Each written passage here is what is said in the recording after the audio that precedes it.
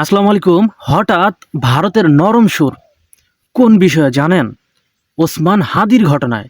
কারণ বর্তমানে জানা গিয়েছে যে ভারত এতে সহযোগিতা করবে যদি ভারতে হাদির এই ঘটনার হামলাকারীরা যদি থেকে থাকে। এটা কিন্তু আমরা ইদানিং ইদানিং শুনতে পাচ্ছি এবং এর আগে কিন্তু এমনটা কিন্তু কখনোই শুনতে পারিনি। এখন প্রশ্ন হচ্ছে যে ভারত হঠাৎ নরম সুরে কেন কথা বলতেছে? তবে আমরা কি চাই? আমরা চাই ভারতের সাথে বাংলাদেশের সম্পর্ক ভালো হোক এবং ভারত বাংলাদেশের অভ্যন্তরীণ রাজনীতিটা করা বন্ধ করুক। কারণ ভারত অবশ্যই আমাদের প্রতিবেশী। ভারতের যেমন আমাদেরকে প্রয়োজন, তেমনই কিন্তু ভারতকেও আমাদের প্রয়োজন। এই প্রেক্ষিতে অবশ্যই আমরা চাই ভারতের সাথে সুসম্পর্ক গড়ে উঠুক।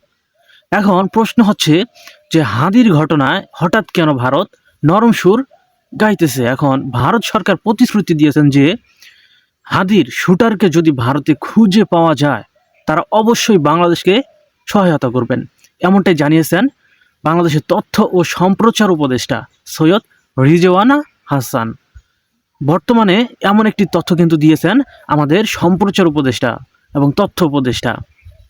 এখন আমরা অবশ্যই ভারতের কাছে এটা চাই যে বাংলাদেশ যে কোনোভাবে, এটা এখন কূটনৈতিক সম্পর্ক হোক এবং যে কোনো সিস্টেমই হোক, অবশ্যই হাদির সাথে যারা এই কাজটা করেছে অবশ্যই তাদেরকে গ্রেফতার করার জন্য সব ধরনের ব্যবস্থাই নেওয়া উচিত। এখন এই যে হাদির সাথে যে এই কাজটা করলো তার নাম ছিল কি? ফয়সাল, এবং তাকে ওরফে দাউদ করিম এরকম আর কি নাম বলে ডাকতো, তাই না? তার উদ্দেশ্য করে আমরা একটা কথাই বলতে পারি, এই যে সে যে এই কাজটা করেছে সে কি কখনো বাঁচবে আপনাদের মনে হয়? কখনোই বাঁচতে পারবে না। কেন?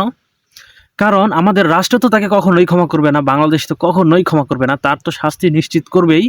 কিন্তু এই ঘটনাটা ঘটানোর জন্য সেই ফয়সালের সাথে যারা জড়িত রয়েছে তারা কি তাকে বেঁচে থাকতে দিবে? আর বর্তমানে যেহেতু আরো ভারত বলেছে যে এটাতে সহযোগিতা করবে বাংলাদেশকে, অর্থাৎ এই ফয়সালকে, এই শুটার ফয়সালকে ধরতে ভারত সহায়তা করবে।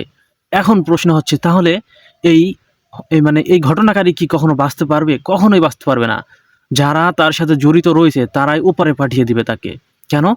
কারণ এখন পরিস্থিতি আস্তে আস্তে কিন্তু অনেক কিন্তু সেনসিটিভ হয়ে যাচ্ছে, তাকে কিন্তু খুঁজে কিন্তু বের করবেই।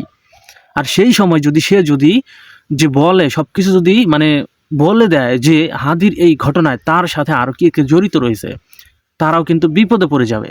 এবং এই জন্যই কিন্তু তার এতটা রিস্কে এখন পড়ে যাবে যে তার সাথে যারা জড়িত রয়েছে তারাও তাকে বাঁচতে দিবে না, এই ফয়সালকে বাঁচতে দিবে না, তারাই তাকে উপরে পাঠিয়ে দিবে নিজেদের নিরাপত্তার জন্য। এখন সর্বশেষে আমরা একটা কথাই বলবো যে এই যে ফয়সাল, তার আসলে একটা বিষয় করা উচিত, কারণ সে তো বাঁচবে না, এটা আপনারা নিশ্চিত থাকেন। তার আসলে কে কে তার সাথে জড়িত রয়েছে, কে এই কাজটা করিয়েছে, আসলে তাদের নাম অন্তত সোশ্যাল মিডিয়াতে এসে অন্তত বলে দেওয়া উচিত। কেননা সে আজকেও শেষ হয়ে যাবে, কালকেও শেষ হয়ে যাবে, এমনটা ঘটবেই, এটা একদম কনফার্ম। ফয়সাল ওরফে দাউদ খান কখনোই কোনোভাবেই তিনি আর বাঁচার মতো তার সম্ভাবনা নেই, এটা একদম বললেই চলে। আর যদি বেঁচে থাকে তাহলে তো অবশ্যই বাংলাদেশ খুঁজে বের করবে, এবং বাংলাদেশের যে গোয়েন্দা সংস্থাগুলো রয়েছে তার পিছনে আপনি একটা কথা মনে রাখবেন যে 20 থেকে 30 বছর পরে থাকবে। এই 20-30 বছরে কি তাকে খুঁজে পাবে না? অবশ্যই পাবে। এবং যারা এই ঘটনার সাথে জড়িত রয়েছে তাদের শাস্তি হবে না? তাকে খুঁজে পেলে এদের শাস্তি 100% হবে, এটা আপনারা নিশ্চিত থাকেন।